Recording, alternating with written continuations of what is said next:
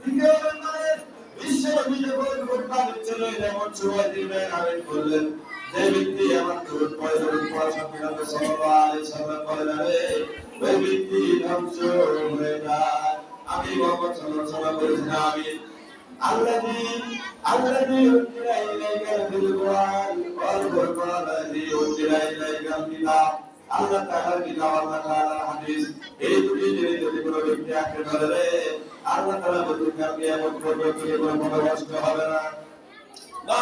আপনারা জানেন, আমরা যারা আজকে যে সংসারের মধ্যে রয়েছে, সেই সংসার অবশ্যই কিন্তু কারো শাশুড়ি রয়েছে, কারো বা আপনাদের রয়েছে, অনেকের মা নাই বাবা নাই, আজকে তারা দেখেন অনেকের দাঁত থাকতে কিন্তু দাঁতের বড় বুঝি না রে, আর যাদের দাঁত আছে তারা এই দাঁতের বড় না বুঝে দেওয়ার আগে কষ্ট দিলাম, দরদ দিয়ে মায়ের প্রশ্ন বাকিরা এমনই করার জন্য বিশ্বনবী বলেছেন, ওরা যদি এই ব্যক্তির যদি খেদমত করে, যেমন শ্বশুর শাশুড়ি আছে তাদের যদি খেদমত করে, ওরকম ভাবে অবশ্যই তাদের পিতামাতার কিন্তু সব হয়, যে খেদমত করলে যে কি হয়, অবশ্যই তাদের আমলনামায় যে সবটুকু দিয়ে দেওয়া হবে।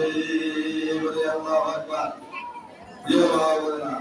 আমরা যারা দীর্ঘ 1 মাস সাধনা করেছি, হিংসা বিদ্বেষ ভুলে আমরা সকলে কাতারে একত্রে হয়ে আশেপাশে যাদের সঙ্গে গুণমানিত ছিল তাদের সঙ্গে ভালো আচরণ, তাদের সঙ্গে সব কিছু লেনদেন ঘটিয়ে দেব, কারণ মনের মধ্যে হিংসা থাকা যাবে না, বিদ্বেষ থাকা যাবে না। কোনো কারণে যদি কারোর সঙ্গে কোনো ঝগড়া বিবাদ হয়ে থাকে, অবশ্যই তাদের সঙ্গে আমরা কথা বলবো এবং তাদের সঙ্গে মাপ চেয়ে দেবো, কারণ কার কখন মৃত্যু হয়েছে যায় কেউ বলতে পারি না। আপনারা দেখলেন 1 বছরের মধ্যে আমার দেলবর ভাই তিনি তার স্ত্রীকে হারানোর পরে দেলবর ভাই স্ত্রী হারানো করে গেলাম, ওখান করে আমি আসার সুযোগ পাইনি। অবশেষে আমার সাথে বাবার দেখা হয়ে গেল ভবানীগঞ্জ। দেখা হওয়ার পরে রহিদুল ভাই এবং দেলবর ভাইয়ের সঙ্গে ছিলেন, একসঙ্গে চা পান করলেন না। কয়েকদিনের মধ্যে আমি শুনতে পেলাম যে তিনি পরকালে চলে গেছেন, কবরে জিন্দাগিতে। কি একটা আশ্চর্যজনক বিষয় মৃত্যু। দেখেন যে মৃত্যু আমাদের কখন কার কাঁধে এসে দাঁড়িয়ে গেছে। আমাদের কাঁধে নদীদের খাটিয়া বন্ধ হয়ে গেছে আগামীতে। এই নদীদের খাটিয়া কার কাঁধে চলে কে চলে যাবে আমরা কেউ বলতে পারি না। তাই আসুন আমরা যেন কারো রাগ অভিমান হিংসা বিদ্বেষ না করি, আমরা আত্মীয়দের বেশি দান করি।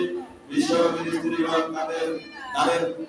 তাদের জায়গায় গলার মালা, কানের দুল, হাতের চুড়ি পর্যন্ত করে দিয়েছেন।